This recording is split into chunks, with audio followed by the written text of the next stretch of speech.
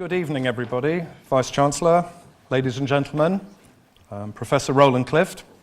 It's my great pleasure to open proceedings for this, which is our 6th annual Roland Clift Lecture, and now the first of the university's new Global Challenge Forum series.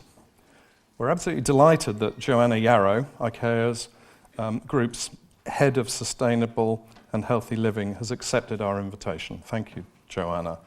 This is really especially so as we've been privileged to work with Joanna and her team at IKEA together with Hubbub on a research project relevant to their sustainability strategy. And that's the one that she's been inspiring at IKEA through the Live Lagom initiative, which we'll hear more about in the lecture today. This work has been published in the academic press. It's been led by Ian Christie from CES and Birgitta Gatersleben from our Department of Psychology, and it's driven by Patrick Elf, our CES practitioner doctorate research student. Research like this, that expands global knowledge and understanding of sustainability and underpins real action, is exactly the type of work that CES relishes doing and that we aspire to do. It's a great pleasure to invite Professor Max Liu, our Vice-Chancellor, to welcome Joanna to the university and open the rest of the session. Max.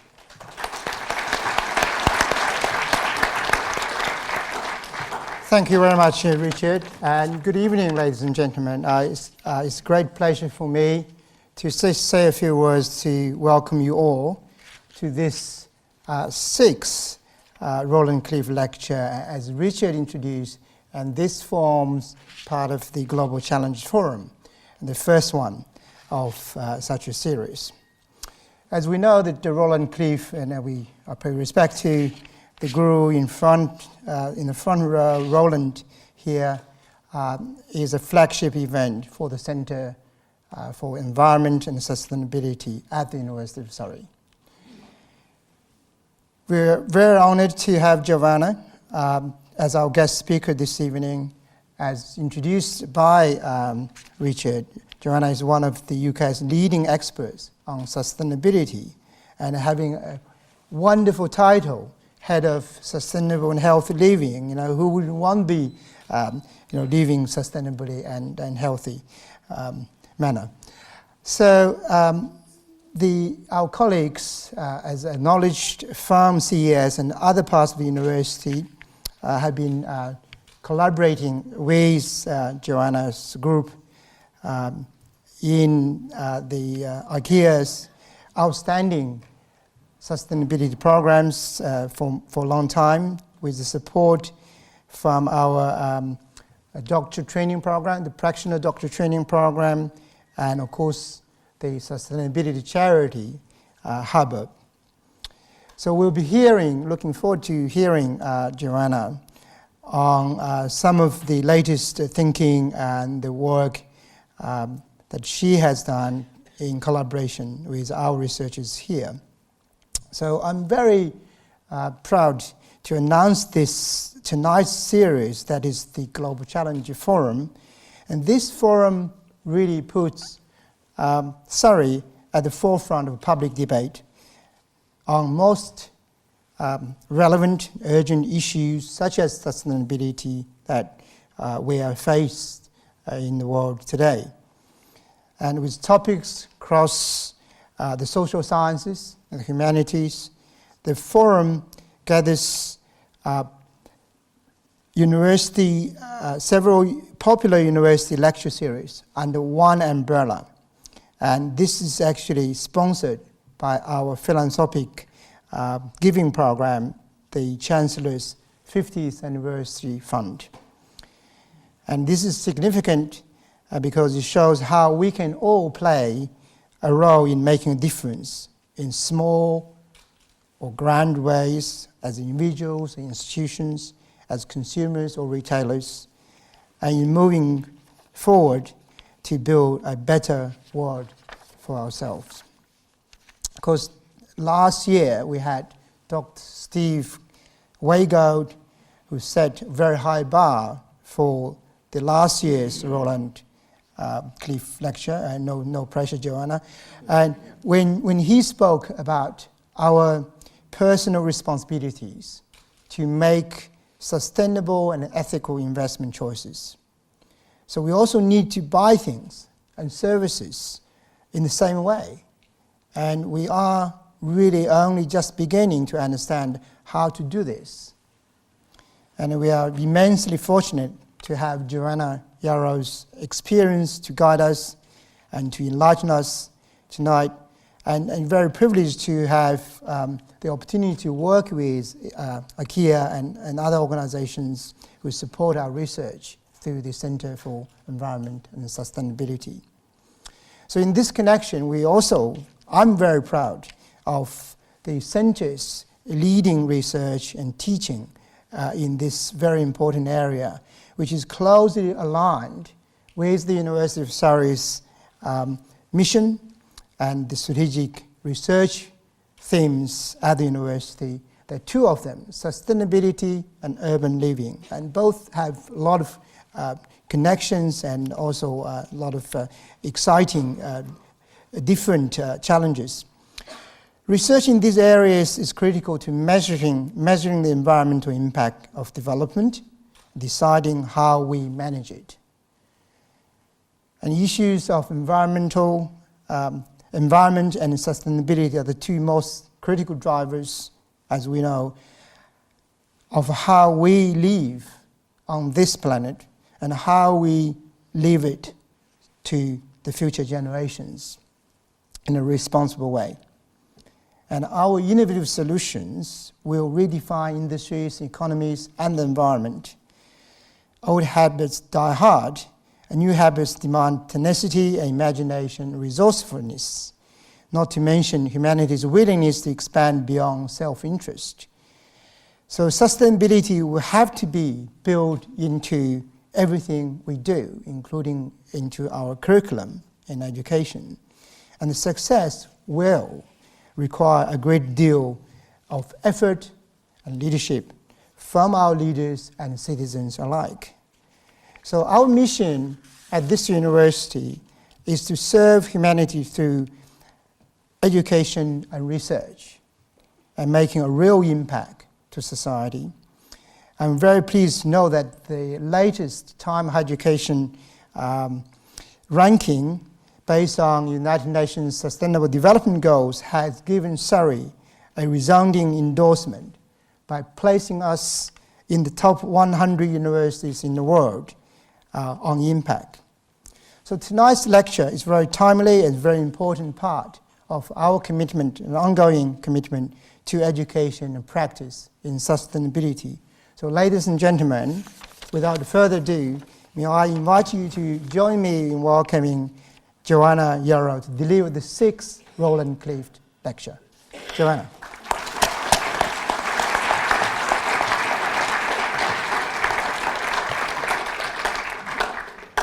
Thank you very much. It's a great pleasure to be here. It's been fantastic to work with Surrey over the past 4+ years.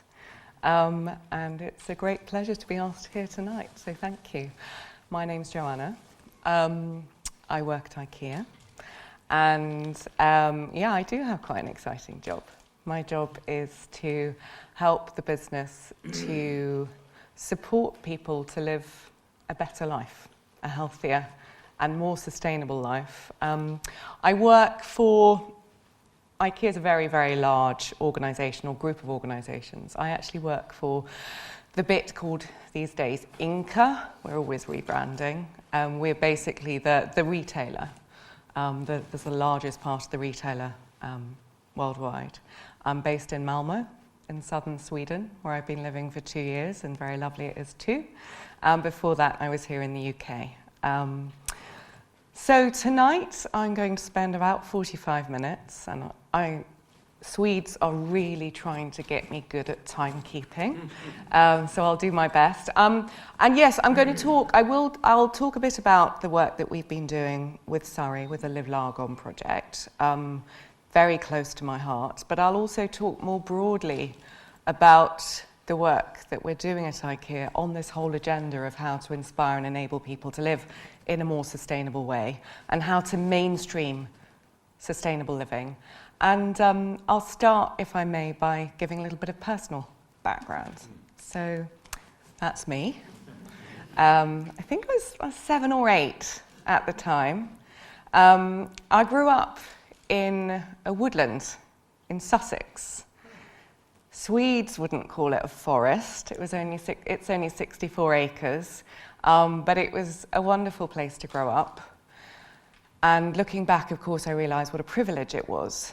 At the time, being a child, I wanted to conform because that's what children do. Here I had my outfit selected by my mother from a jumble sale.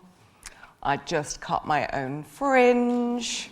We didn't have a car. We didn't have a TV. My parents were very green well before it was fashionable.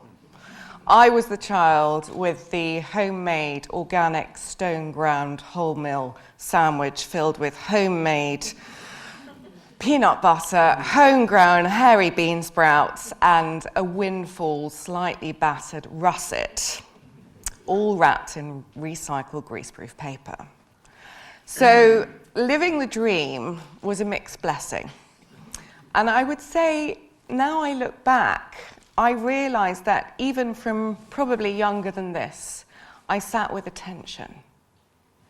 Because I grew up in a very amazing setting. I had extraordinary freedom. I'd get home from school, have a homemade stone ground wholemeal organic biscuit, and then I could go outside, and I basically came home when I was next hungry. I had a very deep emotional and irrefutable link and love for, I suppose, the natural world, which has stayed with me ever since. But I also was the one who saved my lunch money to buy Vogue and World of Interiors, and I really thought that my parents' version of the good life, which seemed to me tantamount to living in a cave with the TV switched off, wasn't for me. So I had this tension. I loved, cared for passionately the natural world, but at the same time I really saw the good things in life and I wanted them. And I suppose looking back over the intervening years now, although it didn't seem like it was a planned journey at the time, what I've been doing ever since is trying to find ways to marry those two loves. The love of the natural world and the real passion for looking after it, but also not wanting to compromise and wanting to enjoy many of the good things in life. So I did various things, including I studied human sciences. It wasn't called sustainability at the time, but it was basically social, the sort of social and biological nature of humans. And then I did a master's in leadership for sustainable development. I didn't know what I wanted to do, so I was a freelance consultant and then set up my own company, Beyond Green, and spent a very happy 12 or more years doing a great portfolio of projects. We worked a lot on place. So very interesting to hear that that's a focus for the university, because we looked at how can we design and build places that support people to live sustainably. We looked at regeneration projects. We worked on corporate strategic sustainability consultancy projects. And I also personally had a growing realization that a missing link was communications and engagement.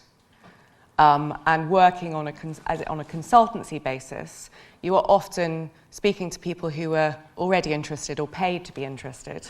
And meanwhile, the rest of the world was going in the other direction. So I also did a number of communications projects which were really focusing on simplifying and amplifying messages around sustainable living through books, TV programs, and so on. And again, there wasn't necessarily a plan at the time, but we did realize after a while that the red thread, if you like, that was holding all these projects together was really quite simple. And it was a question of, how shall we live? That was the question that we were always asking through these projects.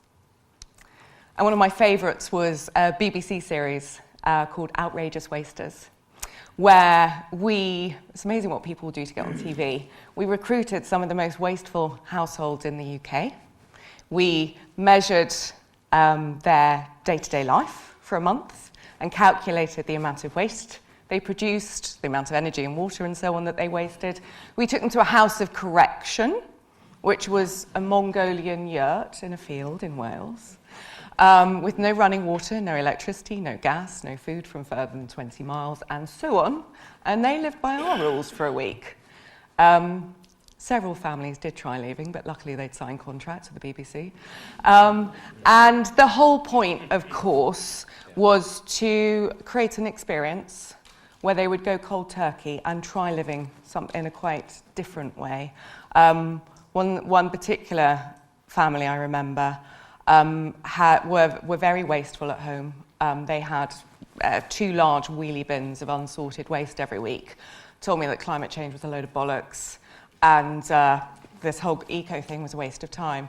So when we were staying on this farm, what we did was we bagged up about the same amount of waste that they normally sent to landfill each month, and we just distributed it around a rather photogenic lake on the farm, which they were appalled by. Told me that I was clearly not green because I was destroying nature, and I told them, well, actually last week you told me that's okay. Different hole in the ground, but this is what you normally happily send to landfill. We got them in a boat with wetsuits and they collected the rubbish, and we did a basic recycling lesson on the bank, and of course they ended up with a very small pile that actually needed to go to landfill. And then the next week we did a home makeover and they tried living by our rules that week. And of course, I mean, it's for telly. So you're creating a show and it's a bit extreme, and most people aren't going to learn these things through living in a Mongolian yurt in Wales, in the same way they're not going to grow up in a wood in Sussex.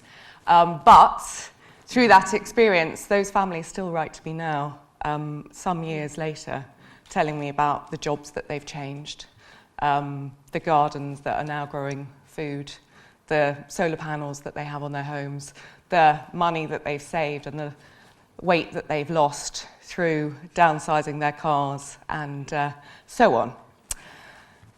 So that was fun.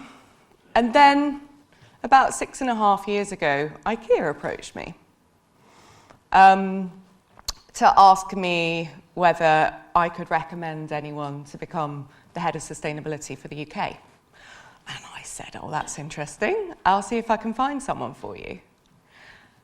And then I got to learn a little bit about what they were doing.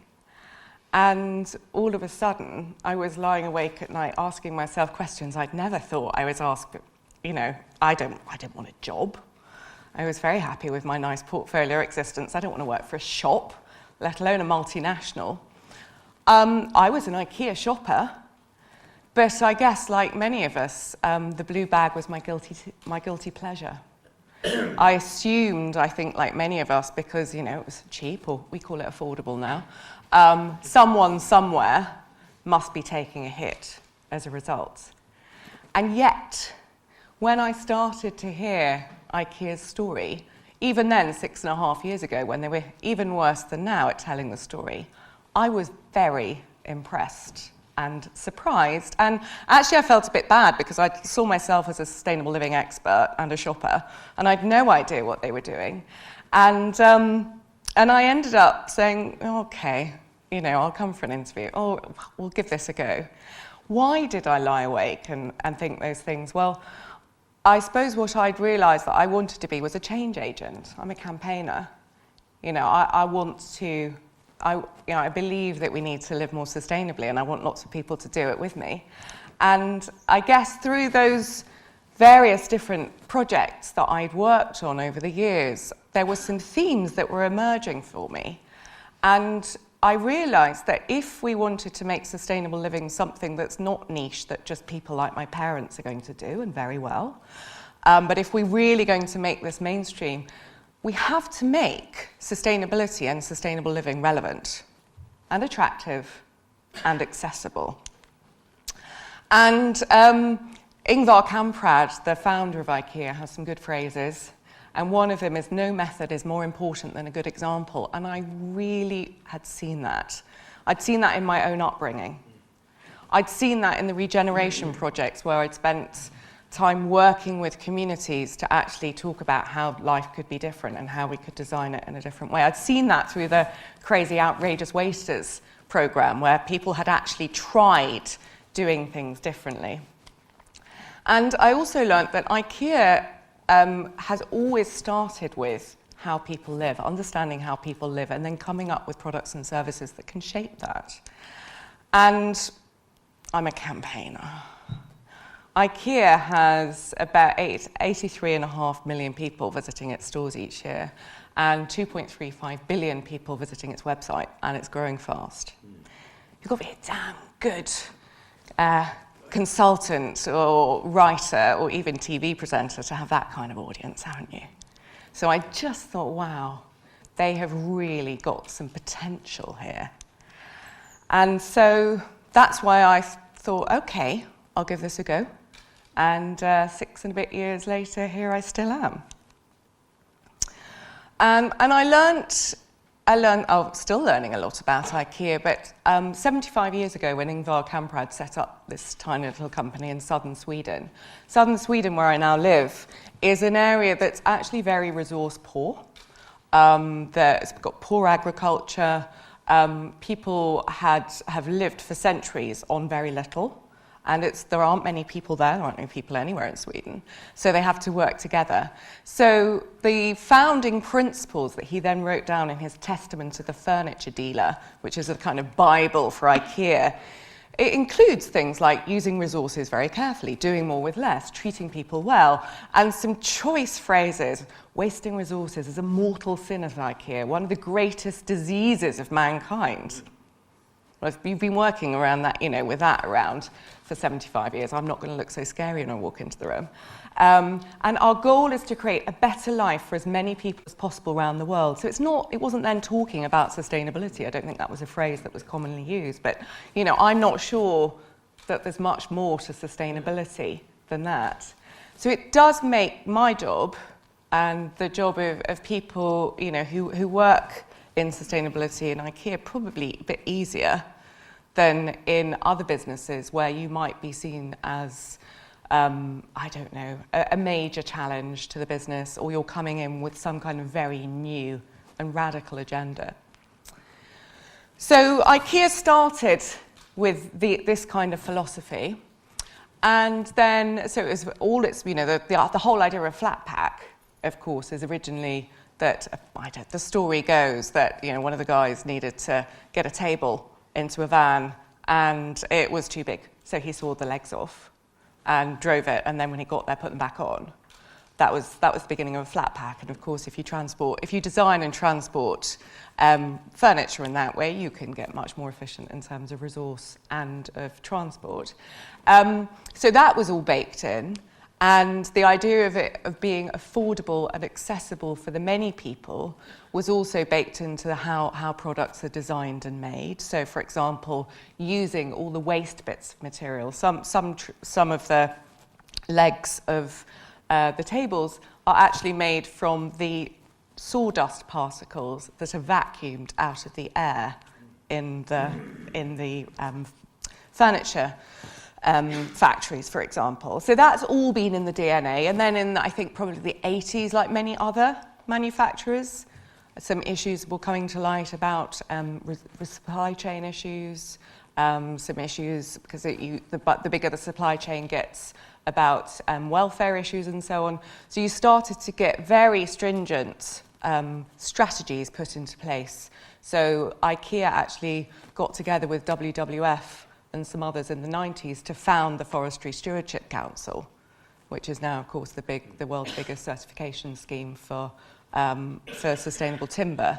And then a few years later, similarly, to found the Better Cotton Initiative. So it's had these different strands to its approach for a number of years. But actually, around when I joined the business, just before I joined the business, in 2013, this was brought together for the first time in an overarching strategy, people and planet positive.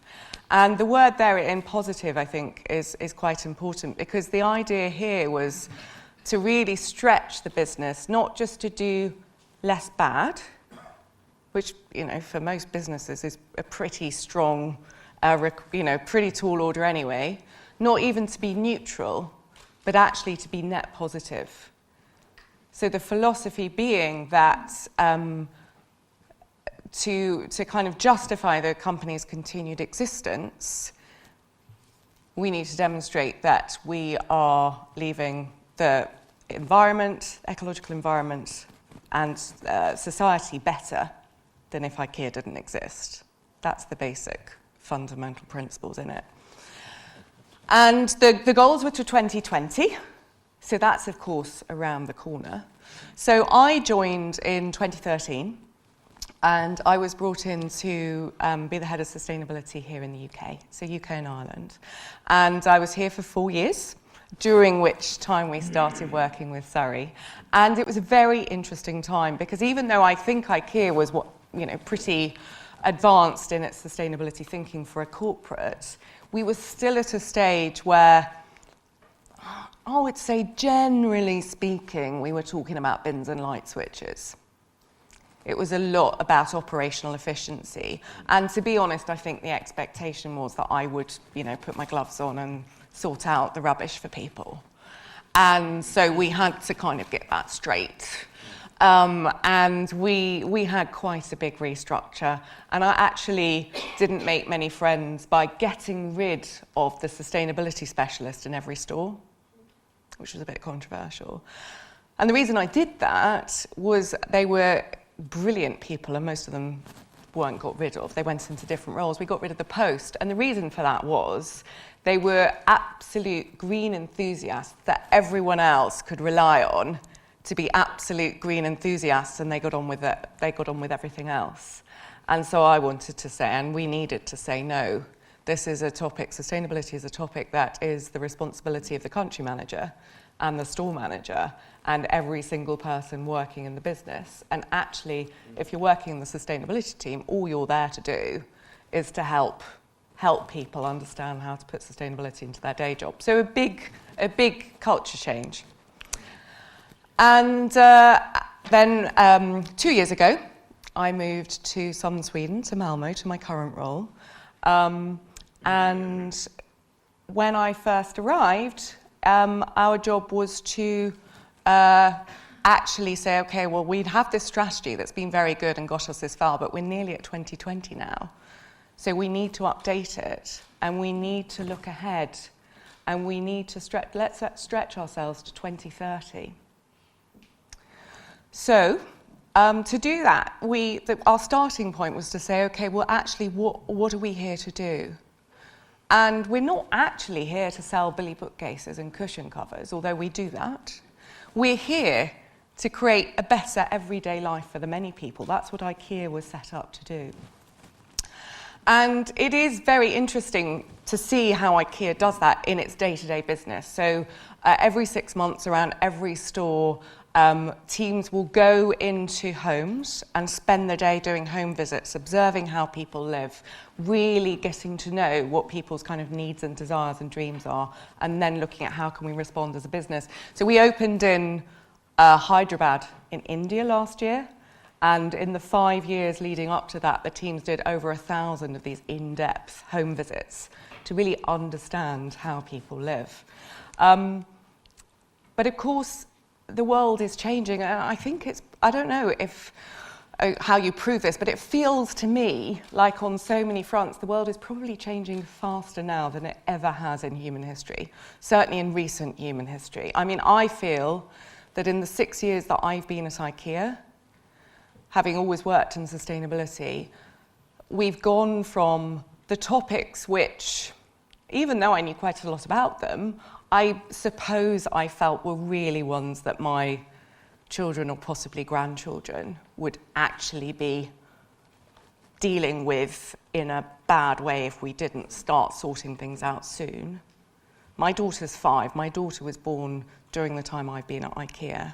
I would say that these are issues that now, if we don't address them in a very, very fundamental way, she's going to be dealing with before she's at university. Of course, climate change. I'm not going to go into the details on that because you've got to be blind and deaf not to know some of the headlines now, which is great, by the way. I'm really glad that this is top of our agenda. We see that the rise of living standards for so many people is so amazing and great opportunity for a business like IKEA.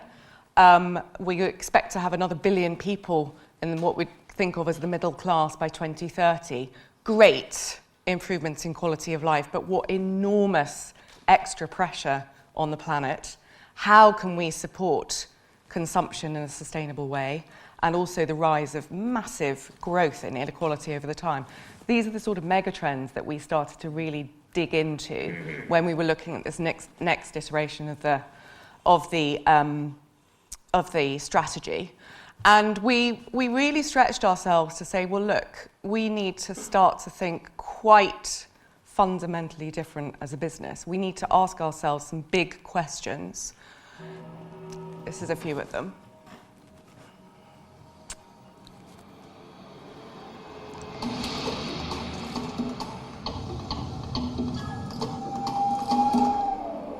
What if we could create a better everyday life for the many people? For the couples that turn into families, the children, the lovers, for the old ladies, the single mothers, and for those who need to start all over. What if we always side with the many by designing the price tag before anything else? What if furniture could be better for nature, better for people? What if we could make furniture out of waste? What if old glass could get new life? What if we could collect all these bottles and turn them into something else? Like this chair. What if we could plant more trees than we use? And what if we could use wood in new ways so that this tree and all of these trees could grow to be just trees? What if we turn the tables on food and make meatballs without meat?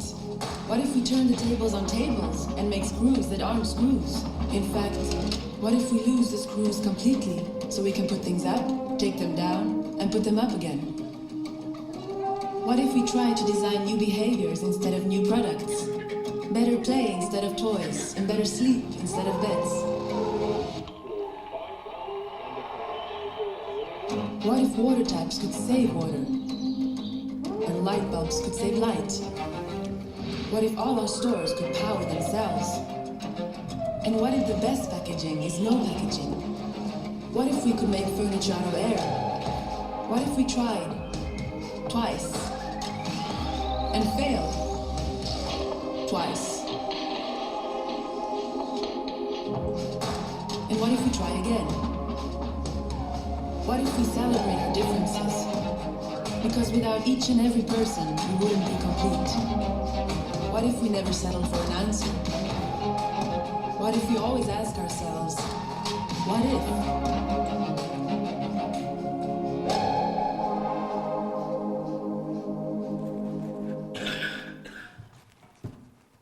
I don't want this to feel like an ad for IKEA, by the way. But I thought that was nice and evocative in terms of kind of stretching thinking and the way that, just in those few years that I'd been at the company, to think about sustainability from that sort of perspective rather than, can you turn the lights off and let's keep the recycling area clean. Was, I think it, for me, it really signified this step change to actually thinking, okay, well, how do we question what we do, how we relate to people, what people want, and then how can we deliver that? So it's People and Planet Positive. So we now have this new strategy we launched last summer, and it builds on a lot of what was already there, but it takes us to 2030. And so we have some quite big goals, and we definitely don't have all the answers, and we definitely don't have a defined roadmap for everything, and that's one of the exciting things about it, I think. I'm going to give quite a quick canter through some bits of it. It's all online. I'm not going to try and tell you everything there is to know about sustainability in IKEA in the next 35 minutes. But I'll set the scene a little bit, and then I'll go back to talking more a bit about sustainable behaviours and lifestyle change. So in the strategy, we have these 3 focus areas, and they're building on the 3 focus areas that were identified in 2013 as being these key ones where the business has the potential to have a positive impact. Healthy and sustainable living, so that's where I sit. Circular and climate positive, and then fair and equal. And circular and climate positive and fair and equal, I suppose you could say, they're all interlinked, but I guess those are the ones that are more about how do we operate as a business. And then healthy and sustainable living is more about how do we work with people. And I think we have massive way to go and also massive potential for impact in all areas, but I think if we get it right, the area where we have the biggest net impact is by working with people and supporting them in their own lives. So on circular and climate positive, we're focusing on how we can become climate positive as a business, and by that we mean how can we avoid the emission of more carbon dioxide than we produce in our whole value chain. And so there we are we use what's called science-based targets. So again, they look at all our emissions, direct and indirect. And there we're looking at a goal that by 2030, the total carbon footprint of our whole value chain will be 15% lower than it was in 2016, even while the business is growing very quickly. So that's pretty radical. And we're going to achieve that in lots of different ways. But the outcome of it, for you as a consumer, what it might mean is that, on average, any product that you buy from IKEA in 2030, the net carbon footprint of the whole story, if you like, of that product is going to need to be 70% smaller than it was in 2016. Which is, luckily we've got a lot of clever people working on that because it's a bit bonkers.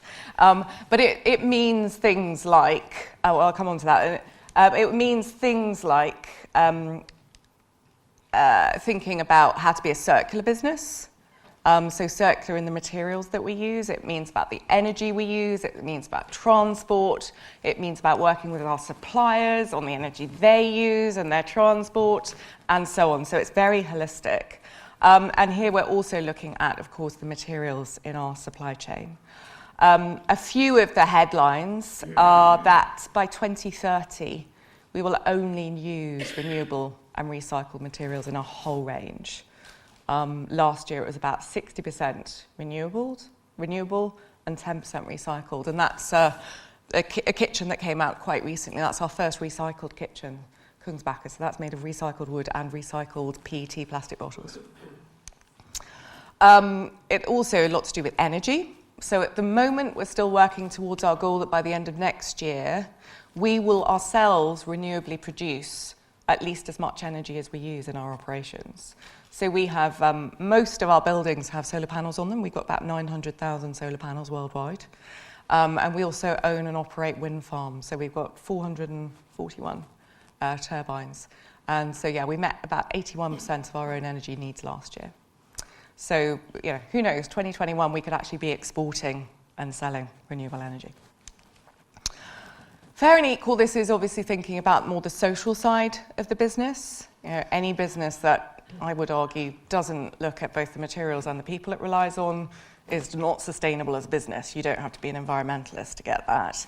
And here it's looking at work across the whole chain, looking at inclusivity, it's looking at promoting equality.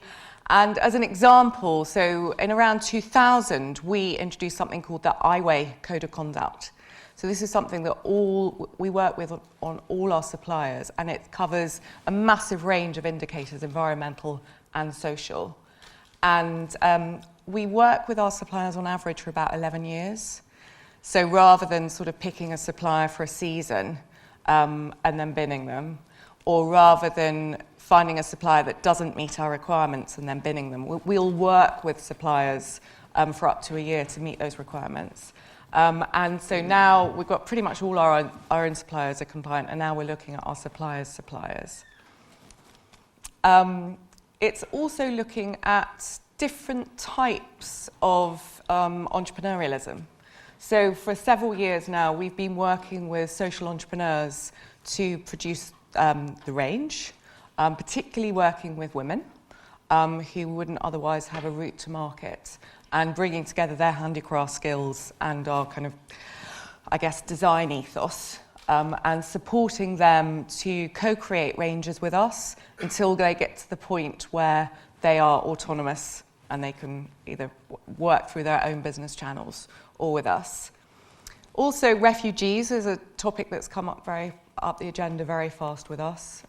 We have in 11 countries now projects, including the UK, where we work with refugees and other migrants on employability skills. So they have routes to permanent employment, and those will be in all markets by the end of next year. So that gives you a feel, a very quick feel, of some of the ways we deal with, if you like, the resource side of the business and also the people side of the business. And then that third pillar that I mentioned is on healthy and sustainable living. And this is where we look at how we can support people to live sustainably in their own lives. And we set ourselves, I felt like we needed a sort of North Star on this one. So sustainability, and particularly sustainable living, they cover so many different things, and they can be quite difficult to grip onto. And it felt to me, being in IKEA for a while, it was like being in a mushroom field. You had all these lovely little things popping up. You're never quite sure what was going to come next. And it was quite difficult as a co-worker, let alone a customer, to see that. So we said, let's get something big that we can all work towards. So this actually, I had flu. And I was on a conference call rather than being in a meeting, and they were all sort of talking about small targets, and I just threw this out. I was like, okay, well, what if, 1 billion people, better life within the limits of the planet by 2030, and then six months later, I was like, shit, it's still in there. It was just supposed to be a provocation. But, this is really, how can we inspire and enable 1 billion people to live a better life? So that's still, it's building on IKEA's founding vision. But let's put some parameters on it. How can we do that within planetary boundaries? So we definitely don't have the answer to this yet. And we will need to work with a lot of very smart people to define how do you inspire, how do you enable, and how do you measure planetary boundaries in this context. And of course, the magic comes when we can do this in ways that support people to live better and enable business growth. And again, this is one of those, I'm not going to pretend, even in a visionary company like IKEA, that I'm always welcome in every meeting. There's a lot of in sales meetings. But when we start putting it into this context, this is where it starts to get interesting.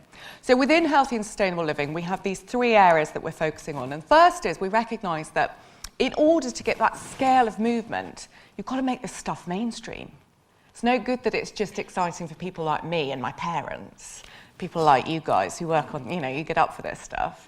How can we create a movement in society around better everyday living? In other words, how do we create desire and demand so that this is no longer niche? How do we tackle the big thorny questions of consumption? Because if we're going to make this mainstream and if we're going to get 1 billion or more people on this, we cannot just do this in a linear buy more and say goodbye to it fashion, however well that stuff's produced. And then what are those products and services that people really need to enable them in their everyday lives? So I'm just going to canter through these because I'm conscious we need some time for questions. So firstly, around this creating a movement. What if, coming back to those what if questions, what if we actually knew how to help everyone live a better life within the limits of the planet? I don't. I'm not even sure you guys do. But what if we did? We need to answer that question. And then what if we could create a movement around that? What if we could find ways of people learning from each other and this becoming part of their everyday, co-workers, customers, and other consumers? And, what if actually we had a way of measuring this stuff so we knew how far we had got? So these are some of the questions that we're exploring. We don't have the answers to, but we're on the way. So Live Lagom, the project that Ian mentioned, and I'm not going to fine him till afterwards for pronouncing it wrong. My colleagues in the UK still call it lagom. Lagom is a Swedish word, and it means the right amount is best. So if you think of it in a Goldilocks perspective, not too hot, not too cold, just right, that's Lagom. So the idea for Live Lagom, which we started, I think, back in 2014, well before this new strategy was underway, was to really dig into this question of how could we inspire and enable more people to live better life within the limits of the planet? How might we create a movement? And how might we measure it? Well, we knew that we didn't have all the answers to that. So that's why we asked the great people at the University of Surrey to work with us, because we knew that they were already onto something in terms of exploring and studying behaviour change when it comes to sustainable living and measuring it as well. So we wanted to bring them on board to support us and accredit the project. And also Hubbub, which is a charitable foundation that focuses on inspiring people to live more sustainably. And the idea with Live Lagom was that we would enable households, both customers and co-workers, started with co-workers, did co-workers for the first year and then customers, to try out with us living more sustainably.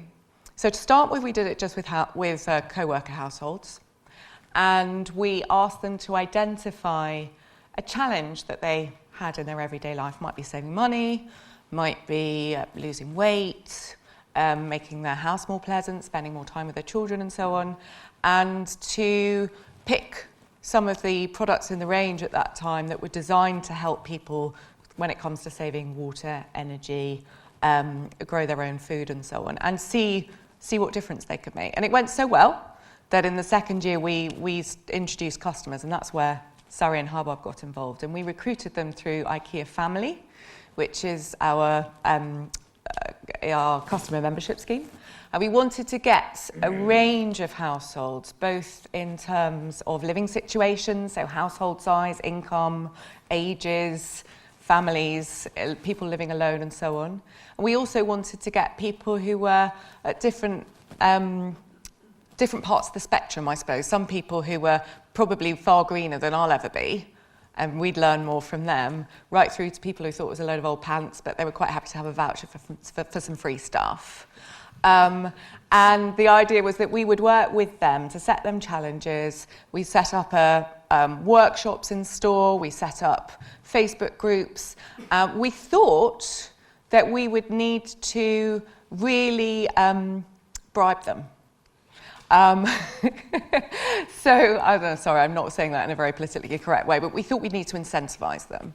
So the first year they got quite a big voucher to choose products from the range, and we also had some B-list celebrities lined up to get involved when they got bored. But actually, what we found was when we did the call to action through IKEA Family, we had monumentally more higher levels of interest than in any other project that we'd ever done with IKEA Family. We had a massive range of people. We had the first 150 households. We couldn't stop them. They had no desire for celebrities or anyone else to inspire them. They were inspiring each other like mad. They were sharing their stories. We had, for my colleagues in the marketing department, this was such a dangerous and scary project, because there were real live customers trying our products and talking to each other. And what if they thought that IKEA was terrible? And what if they thought this stuff didn't work? And what if it was, I was like, well, then they think that already. And they're thinking that already now, so wouldn't it be better if we were involved in the conversation? And so to start with, they were only allowed to talk to each other, and you remember, don't you, how carefully we had to micromanage it. At the end of the first year, we had these amazing stories and these amazing savings, and gradually, over the last 3+ years now, this project has grown, so that we've had many hundreds of households involved. Households from the first year, they will not let go They just want to get involved. We've had like 99% of participants have said they will continue to live Lagom forever. We've had, I mean, extraordinary stories of personal savings, but also, I mean, the averages of, I think, something like 36% reductions in food waste, nearly 20% reductions in energy use. We've had people paying off their student loans with the monies they've saved, and so on. And this project, I was very proud to say that, you know, I remember a few months ago when I came back over and met with the marketing manager, who'd been one of my biggest resistors. He told me that even though the marketing budget had been cut, Live Lagom was one project that he would defend to the end, because it was so important for us as a business in terms of understanding how people live and really learning with them and co-creating solutions. And so if you go to our new store in Greenwich, which has just opened, one of the lovely things there is they actually set up Live Lagom communities in the local area in the months leading up to the store opening. And you will see that throughout the store, the way that the room sets are designed, the products that are chosen, the stories are told aren't IKEA official stories anymore. They are from the people. And they're talking about their everyday lives at home. They're talking about what their needs are when it comes to saving money or saving energy, saving water, being less wasteful, growing their own food. And so it's quite a revolution for us as a business. We've done similar things in other countries. We had last year about 60,000 people worldwide involved in projects like this. The Live Lagom in the UK is the most advanced one. So we're now looking at how we can actually simplify and amplify this approach through as an offer for all our IKEA family members worldwide, and there are over 130 million of them. So you can see that, you know, the learnings on how we actually, you know, that next step of understanding how people live and how we can co-create solutions and enable people to learn peer-to-peer. They don't want to be told by a brand how to live, thank you very much. Brits don't like being told how to live, we've learned that. But if they learn from each other, they'll trust each other, and that's when they want to tell their stories. I'm going to speed up because I'm conscious we're running out of time. Sorry, this is, and then you can look at how people who have low levels of commitment, right through to people who really, really want to get involved. We have some households who are now working with local schools, with local businesses, and so on. It's really taking off. So anyway, that was in the UK, and then about 18 months ago, we did a much bigger piece of research worldwide where we asked people in 14 markets about their perceptions of climate change and whether they were willing to take action. And we were quite surprised to find that actually nearly 90% of people, 90%, these aren't IKEA customers, consumers, are concerned about climate change and want to take action in their everyday lives. But only about 3% could name things that they could positively do. So that's, you know, for us, anyone working in academia or anyone working in business, that is an opportunity gap to jump on. And they think that businesses, governments, other people aren't doing enough. They don't know what they can do themselves. And they don't see the impact adding up, and it's not convenient. So we've taken the learnings from Live Lagom, we've taken the learnings from this study, and we've just launched last month a new global campaign to try and bridge this gap and start thinking about how can we create this movement about inspiring and enabling. So it's called A Better World Starts at Home. You can see it in all sorts of different ways, in films, online, in store, social media, and I'm just going to share a couple of bits. Oh, there he is. Is it true? Is it true your kitchen's made of recycled plastic bottles?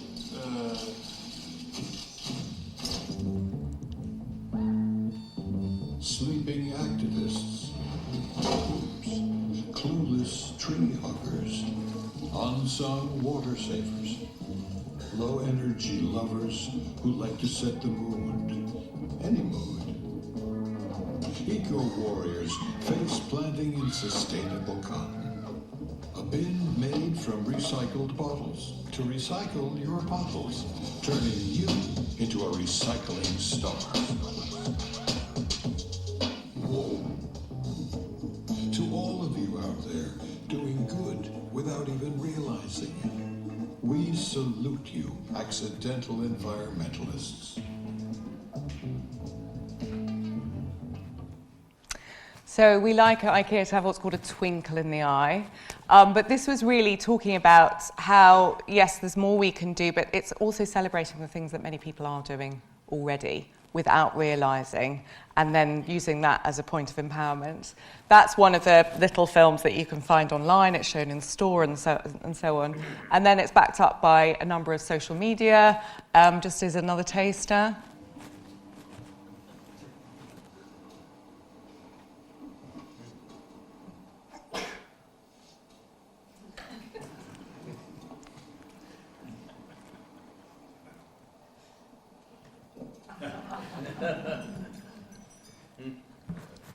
So the focus it's going to be a 3-year campaign, and the idea is, yes, it's about, I guess, creating an emotional connection while we start talking about practical calls to action, and we're focusing particularly on climate action, and we're really doing what we can from a quite light-hearted perspective to talk about the potential that individuals have within their everyday lives, supported by different actions and different products that can help you reduce your carbon footprint. And we've also, just as part of this, launched an app, and it is basically somewhere where you can try out 75 different actions that will all help you. Some of them are supported by products, but most of them are behaviour change, and you get real-time feedback on how much you're saving when it comes to carbon or energy or water or waste, so that you can start in a playful way to get a sense of your change agency, and you can compete with others, and you can see how much difference you're collectively having. So it's great because obviously it helps people to understand that IKEA is, we can help you in this.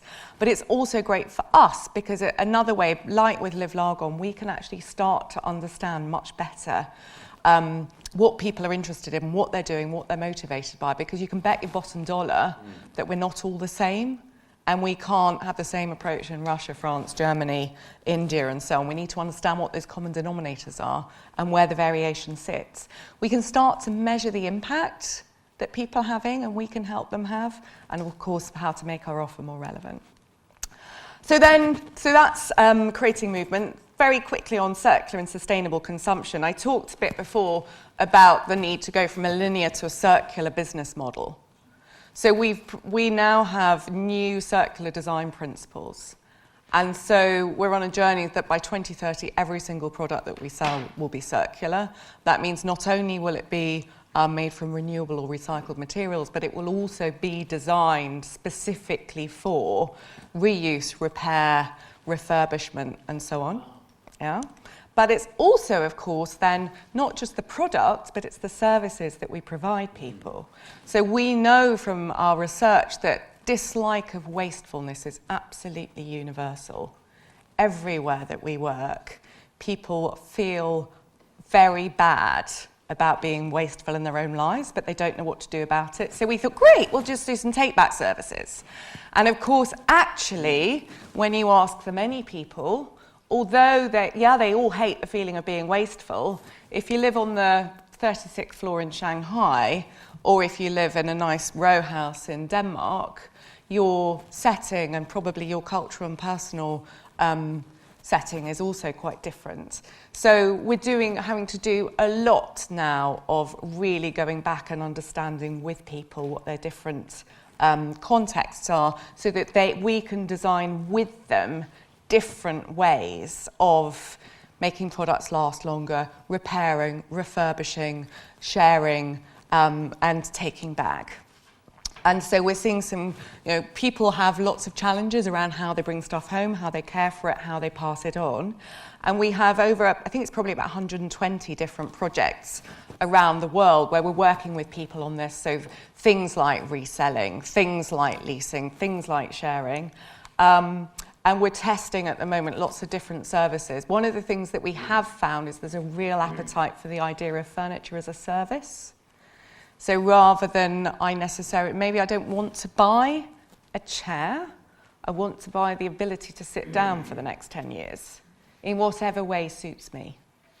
So we're now testing that in lots of different ways in every market over the next year. And then lastly, then it comes to the products and services to enable people. So, what are the life at home solutions that help people live within one planet limits? So we've got some that we're profiling that focus on climate action.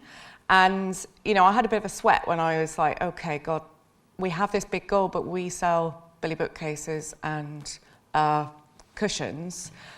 Are we talking a load of on this agenda? So actually, but when we started, I just did a very quick, these are, everyone can argue about the numbers, but these are work we did with an institute in Finland based on a Finnish footprint, which is on average about 8 tons. We need to get to 1 to be within planetary fair shares. And we just added up, actually, on a daily basis, if you use the things that we already have in our range, you could halve your footprint. Of course, you need to do things about how you travel and whether you fly, and there are a number of other things that you need to do in your life, and those are outside IKEA's business model. So that gave us a bit of confidence. And then we said, well, actually, if we start doing things like introducing total renewable energy tariffs, if we introduce leasing and so on, we could potentially, if you did all these things every day, you could potentially get a very, very big way towards your goal carbon footprint. So yeah, please, don't publish these numbers as gospel. They are indicative. They are Finnish numbers rather than global. But, it does start to show that actually in your day-to-day lives, if you do things differently, supported by different products and services, you can make a difference. So healthy and sustainable living, it's about making these more sustainable choices. So when it comes to the materials, I touched on these a little bit. We use about 1% of the world's commercially forested timber. We also use about 1% of the world's cotton. So, luckily, by the end of next year, all our timber will be certified FSC or recycled, and all our cotton has been certified more sustainable since 2015, I think. But obviously, we're on a journey to improve on that and also to use more and more recycled and renewable materials. And it's helping people to make those choices as well as consumers. And then it's products that help people not to reduce their impact in their day-to-day lives as well. So I touched on this, but in 2015, we switched all our lighting to LED. We just decided to go all in so that we could use our scale to shift the market. We did price investments so that we could take a bulb cost from €7 down to 99 cents. Apparently, we have sold 294 million bulbs since. I don't know what the collective energy saving is of that, but it's probably pretty big. So that's something that we continue to innovate with. So this is a new product that will come out in the next year or so. It's a little, very simple, very affordable widget that you can retrofit into pretty much any tap, and it creates a mist and it cuts the water use by over 90%. So again, it's about these everyday things that make sustainable living just so much easier. But it's also new business models. So we benefit from renewable energy in our own operations, but we want to help our customers to benefit from renewable energy as well. So we have home solar in 7 of our markets. The UK was the first. Unfortunately, we're not selling home solar right now, but we will be again soon. The goal is that by 2025, we will sell home solar installations to customers in all our markets, but we're also looking into things, because home solar is not going to suit everybody.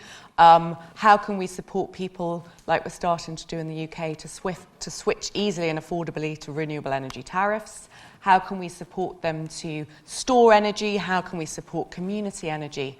And that sort of thing. So the big, home renewable energy movement. Also food. A lot of people don't realise that IKEA is the world's 10th biggest restaurant chain. We sell over 1 billion meatballs a year.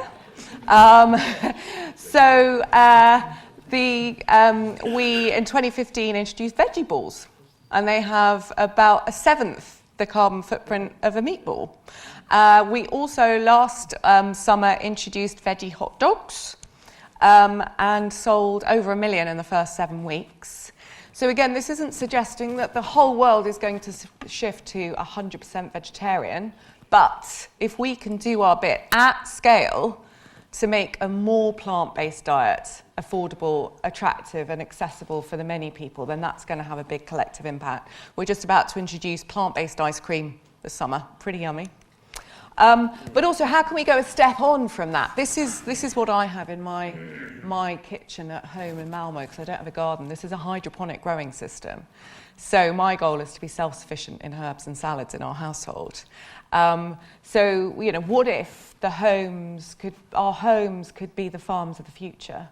So how can we support people to grow in or near their homes? So cutting out waste, cutting out food miles, really reducing the need for water and other inputs.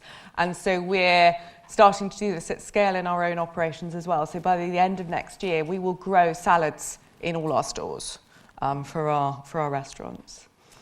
And then lastly, obviously we're a retailer. So we need to think about our whole offer and the role that we can play using our stores, for example, to inspire and enable sustainable living. So this is a store that opened 18 months ago in Germany. People will, for home furnishing, we think probably always want to visit somewhere for some of those purchases, and they want to come, but they want to come for inspiration. They want to come to meet people. They want to come from an experience. So with Live Lagom, for example, now we're creating, based on those findings, we're creating a whole series of workshops and other events that people can come to our stores for. And how can we, for example, like in Greenwich, create labs where people can learn from and with each other, for example, around upcycling. This is a picture of the Greenwich store. I would recommend you go and visit it. I think I'm out of time, so I'm going to stop there, but thank you very much. My last point, of course, is, as I touched on, we are not going to do this on our own, however big IKEA is. We're only going to do this with the scale and speed that we need by working together. So I'm so pleased that we've had the opportunity to work with Surrey. Yeah, I think as a business, the idea of us opening up, learning from and with each other, with our customers, with consumers, with academics, with other businesses, has never been more important. Thank you.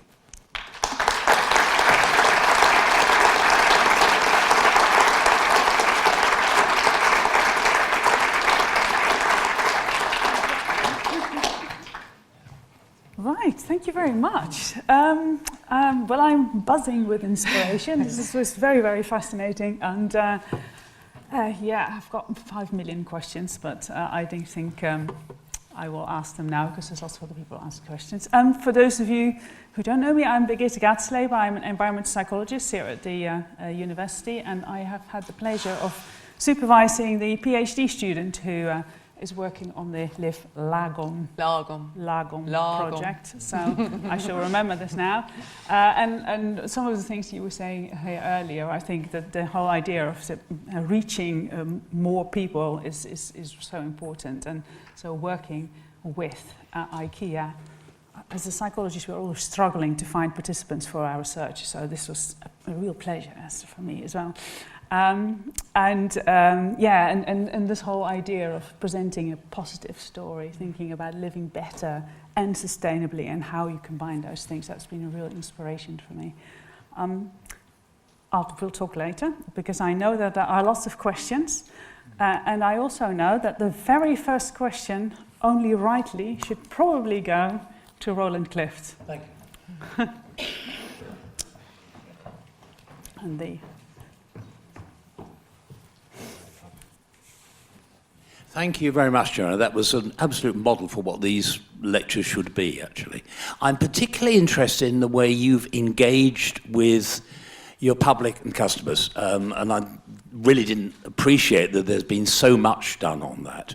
But I'd like to pick up on something you said towards the end of the lecture.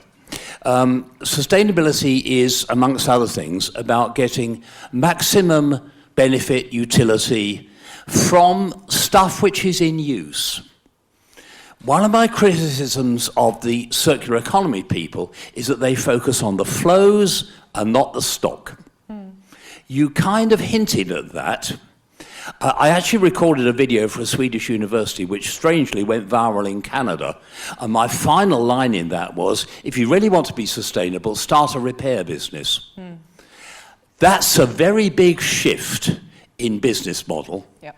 And it brings me, amongst other people, into conflict with most of the business schools, actually. But clearly you're embracing it. the message has got through into the garment industry, and it's evidently getting through into yours.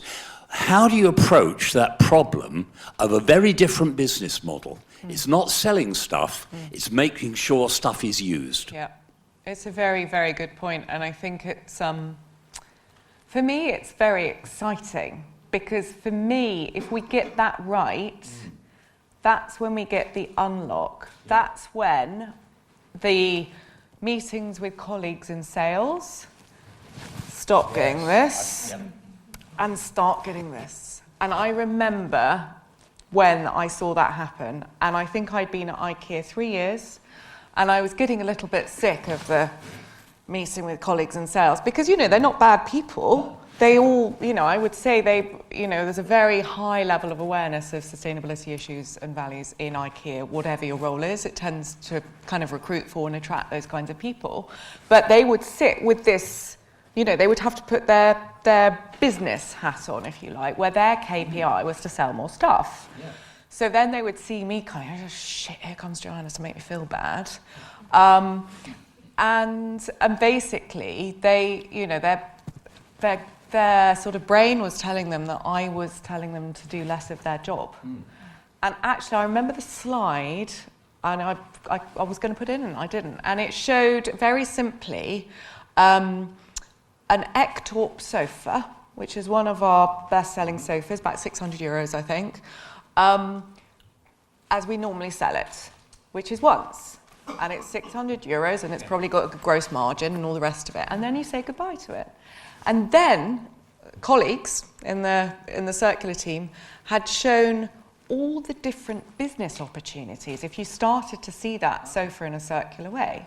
So if you started to actually factor in the opportunity for providing spare parts and new covers, but also if you started to do all the second-hand sales that happen. I mean, more IKEA products are sold outside IKEA than inside IKEA, but IKEA doesn't benefit from them, which is silly.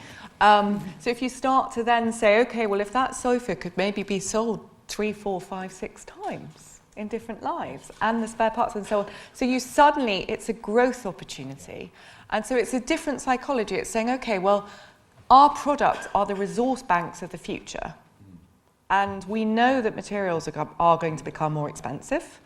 And we also know that we want to get to more people. So if we think differently, if we design these products as, firstly, as resource banks of the future, and we need to do that in a different way, but then we have the services where we can just basically benefit from those again and again. It's not saying you can't grow as a business, you can have more transactions, but they're not just a one-off sale. And it also, I think another thing that has been a great unlock in the psychology of this is to realise that if we get this right, we can really push the affordability agenda. Because IKEA has always been about, you know, it's been about democratic design, and it should be that, you know, more people should benefit from good products and good furniture at an affordable price. But even so, in the markets where we operate, we are only, according to a sort of average basket of goods cost, affordable for about 26% of the population. And that's in the markets where we operate, the 30 markets. So they are not, you know, the most marginal markets. So that's limiting us as a business. Yeah. So actually, if we say, well, to be an IKEA customer, you don't have to buy something and take it home and have it forever, but you can have all these different ways of benefiting, then suddenly you get a whole new opportunity. And I think that's when you get radical affordability as well as sustainability. Can I say, I hope you publicise that. I now teach at a Canadian university, and the business school uses IKEA as a model of what a company should be, and they had not understood it at all. Right. So I'm going to get a recording of your talk and show it to them. Okay, we suffer from Swedish modesty, I would say.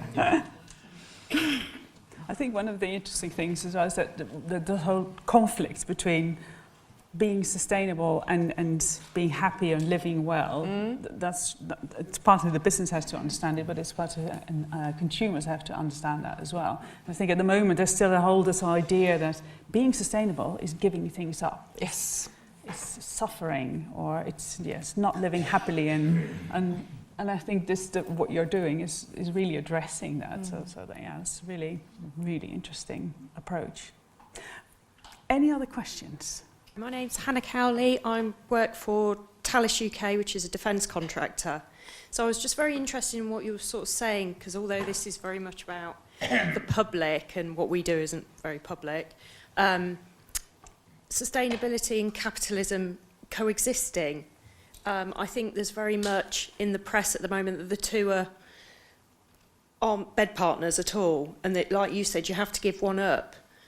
It's taking people on that journey and you making that big decision. One of the big things we suffer from is people not willing to do the investment, not to provide the budgets because they see it as expensive to begin with.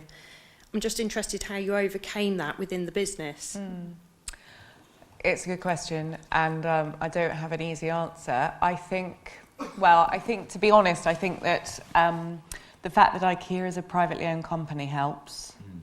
I would say that, obviously we spend a lot of time doing business cases and return on investments and all the rest of it like anywhere else, which can be deeply tedious.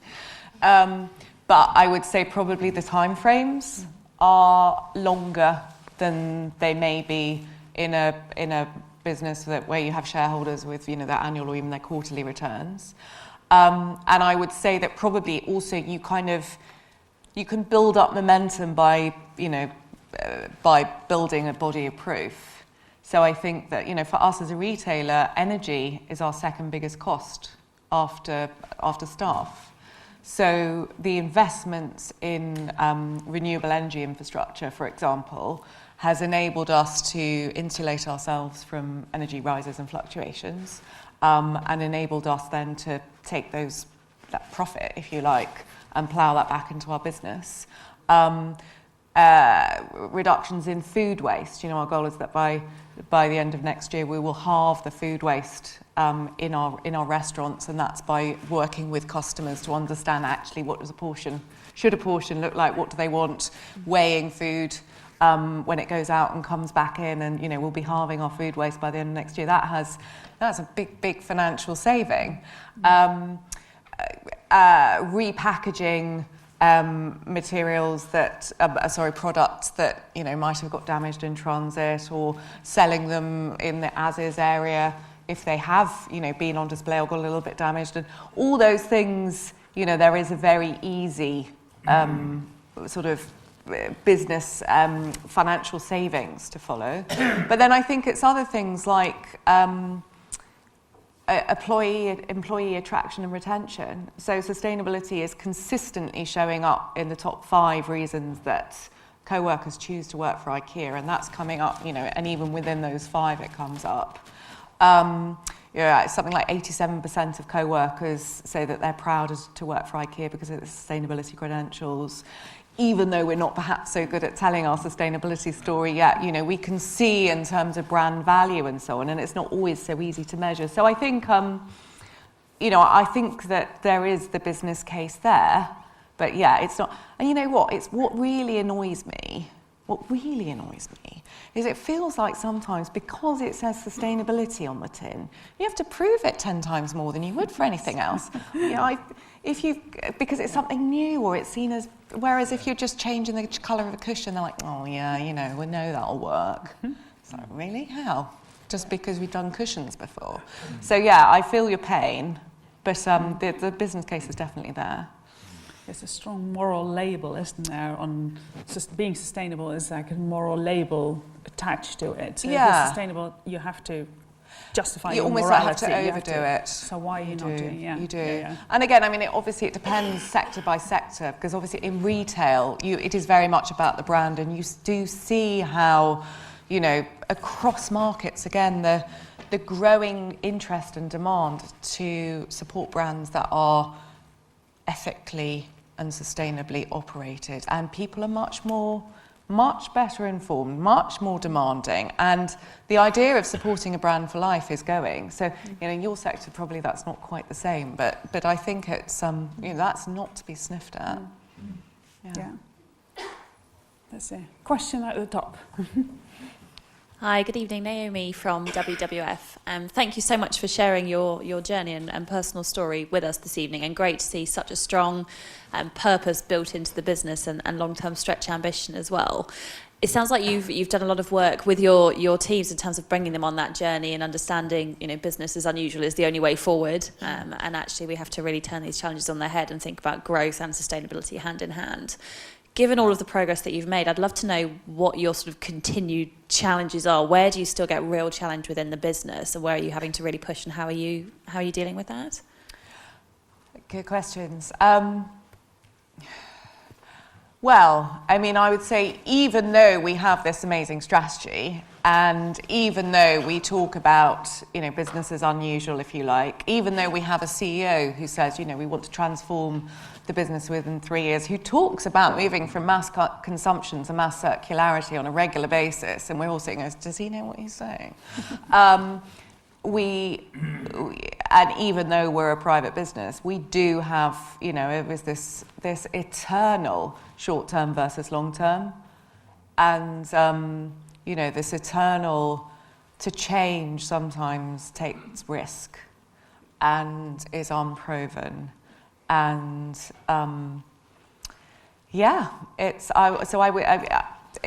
a real tension, and I think that also for people, even though I think we are doing a lot of good things, and even though the co-workers feel proud of IKEA's approach to sustainability, there's a lot of people still who would struggle to say, within my job, what could I do differently? And I think that's the real, how can we unlock this for 160,000 people and help them to realise that?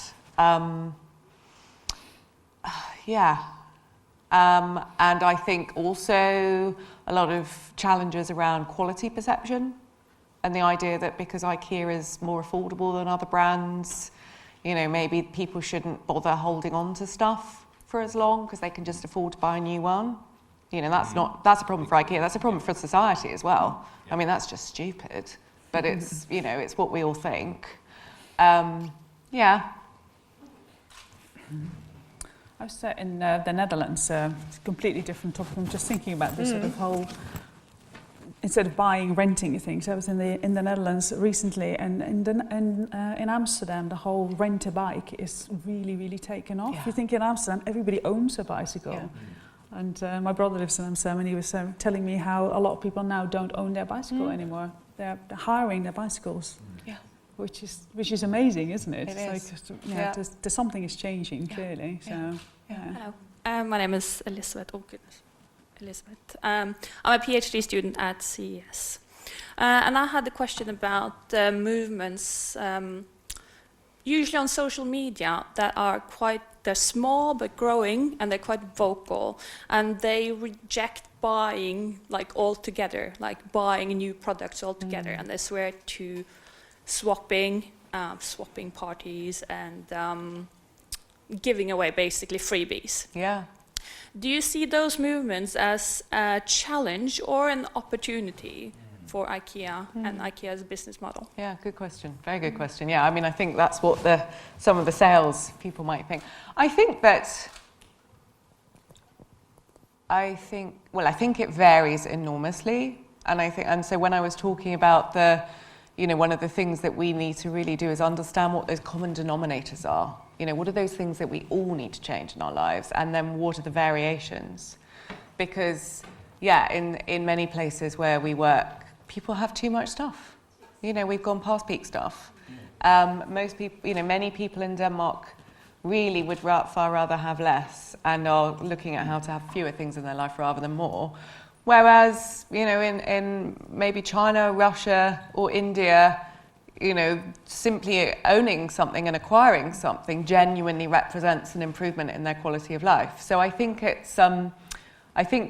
we have to be careful about generalizing, but I also think nonetheless this dislike of waste is universal, and this whole move to different forms of ownership or rejection of ownership is very, very real and massive and really growing and very exciting.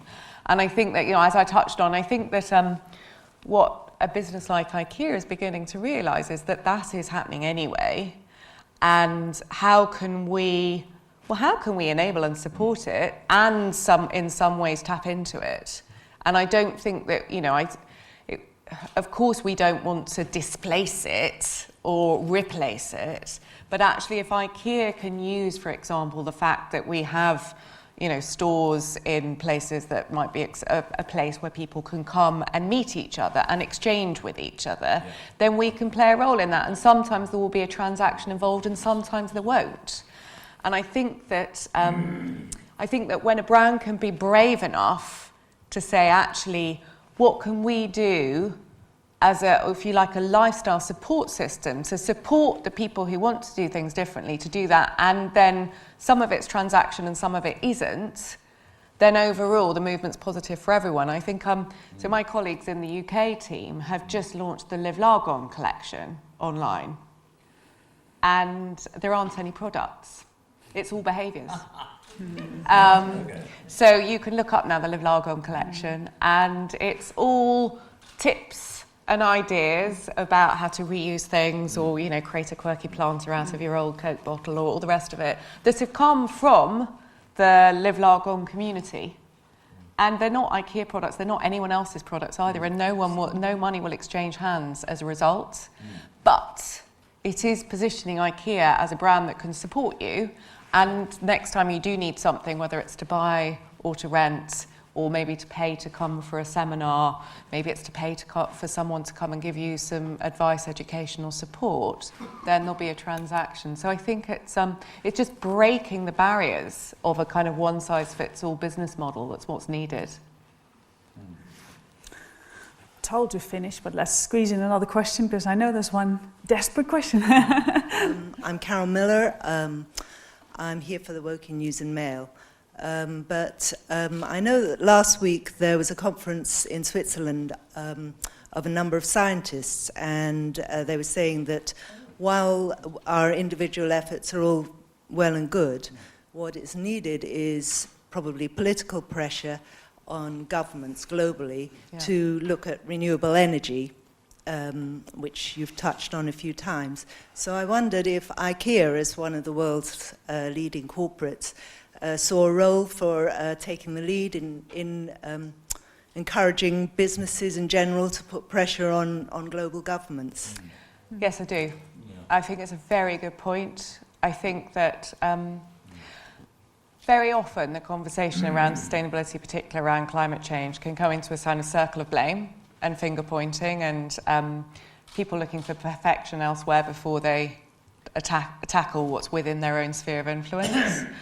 And I think that there is a lot that, I hope I've tried to explain a bit, that we can do as a retailer, both in our own operations and also in supporting people in their day-to-day lives. But that's not going to do it all. And, it's, as I said, the scale of the challenges and the time that we've got are such that every sector needs to throw everything they've got at it. And without political movement on this, we're not going to get where we need to. IKEA is very apolitical. And as I said, it has this culture of kind of Swedish humbleness and modesty. But I think there is a shift. Well, I know there is a shift. We are now quite deliberately activist on a number of topics, and climate action is probably the key one.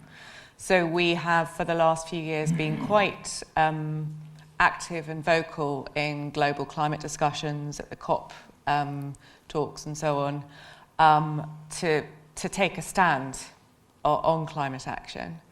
I think that, when I was in my role in the UK, to be able to say to the UK governments and other policymakers that as a business, this is what we're doing. As a business, this is what we see our consumers are interested in. We can demonstrate that they are taking action themselves. We're taking action ourselves, and that they want and that we want action. And this is what we feel that you need to do. So I think that the idea of corporate activism is very important. I think that it can be a fine line. Greenwash can be very destructive, both with consumers and politically. but I think that, for when businesses, whether they be brands or others, can demonstrate, can walking the talk, and then can be a focus point, if you like, to demonstrate that this is a need and a desire in society, then I think they have a very strong role to play. And yeah, I'm proud that IKEA does that, and I'm glad to say that I think a number of other organisations are starting to do that as well. Thank you. Right, should we squeeze in one more question? That's one over there. My name is Annette Kratz and I work here in the Global Engagement Office, and I have been to Malmo and I have worked for IKEA in the past. What I'd like to ask, as it's the final question, is how is your life different now, living in Sweden to living in the UK, from a sustainability point of view? Gosh, that's a good one. How is it different? I would say it's easier, is the big way it's different. You know, I've tried to live as sustainably as I can for forever, and it's just living in Sweden makes it easier for me. I've not eaten meat since I was 13. In Sweden, being vegetarian or vegan is certainly in Malmo, beautifully catered for. I mean, it's a joy. I don't have a driving license. I've never owned or driven a car. But in Malmo, I can cycle my daughter to school over a beautiful park. I change bike and I cycle 25 minutes in the other direction on beautifully maintained cycle paths. I'm on my bike an hour a day. I don't need to join a gym. Everyone cycles. There are cycle hire places. There are cycle repair and, fill your tyre places everywhere free of charge. I can... Yeah, sorry, I don't want to make everyone sick. I would just say that, it is the infrastructure, the investment is there, the infrastructure is there. You're actively encouraged. Whereas in the UK, unfortunately, I think it is very much down to individual struggle. And unsurprisingly, it comes bottom of the list very often. I would say, for true transparency, before I joined IKEA, I barely flew for 10 years. My carbon footprint from flying has gone up quite a lot since I joined IKEA, particularly now I'm travelling a lot between the UK and Sweden. The overnight trains used to be great. There aren't any anymore. So I'm looking forward to Europe getting its act together on the overnight trains again. That's going to make a big difference. Yeah. Yes. Right, let's leave it here. If we have any more questions afterwards, we'll have some drinks, I think, outside. So there's plenty of time to ask some more questions. So thank you again.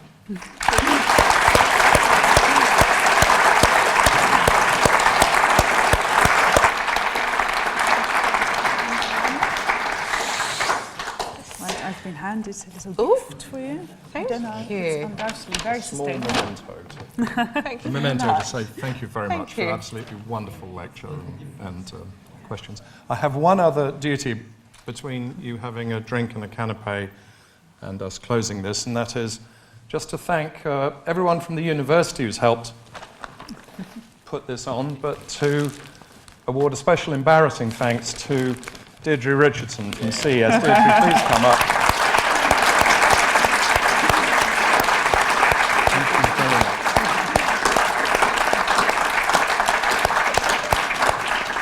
Deirdre's done a tremendous amount to help make this happen with colleagues elsewhere in the university. So without further ado, and look forward to carrying on the discussion outside in the foyer. Thank you, everyone.